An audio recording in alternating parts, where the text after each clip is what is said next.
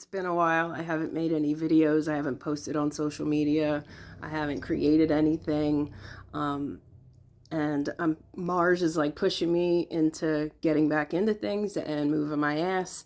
And it's kind of cool. I pulled this card, the Wailing Tree, Reconciliations.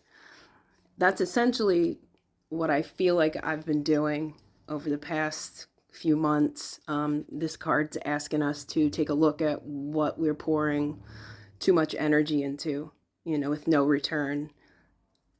Um, Not only that, not only what we need to let go of, but then also sitting with that, sitting with what lessons are there to be learned from the experience. Like nothing that we've done or nothing that we go through is ever by mistake. So I will speak for my own experience. I had to rethink my my whole life, honestly, but more specifically, my business, my creative endeavors. Um,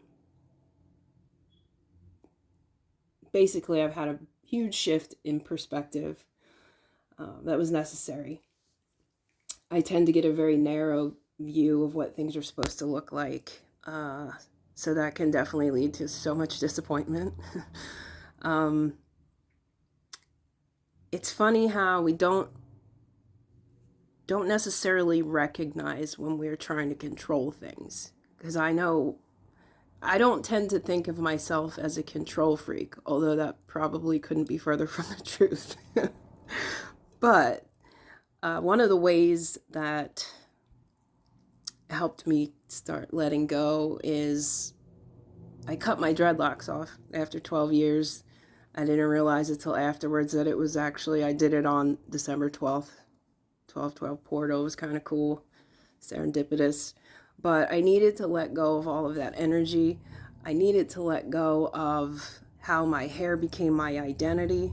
And this is for me. I love locks and they're beautiful. And for me though, it became something that I was clinging to a little too tightly. Um, and I think in letting that go, it opened up more space for other things to be let go, because I found the courage and the bravery to take that step. Because there was a time when I could not fathom cutting my locks off. I would get sad for other people when they would cut theirs. Anyhow, I also had to take a look at my business and my creations and how closely my self-worth was being tied to them.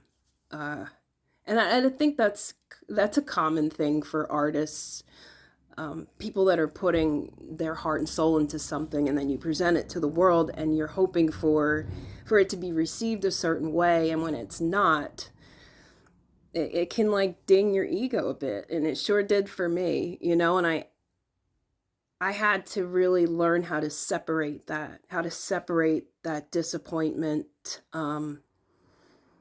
from like who I am and my self-worth. Like I don't suck just because people aren't buying my art, My art's good. I'm good at it. I know this, and but those two things are not mutually exclusive. So, yeah. And again, something else I guess I learned the hard way is when I try to make something I love into my career, what happens is, and I'm sure some of you can relate, when I'm being forced to do something or I feel like I'm being forced to do something, like I must do this out of necessity, then it takes so much of the joy out of what I'm doing.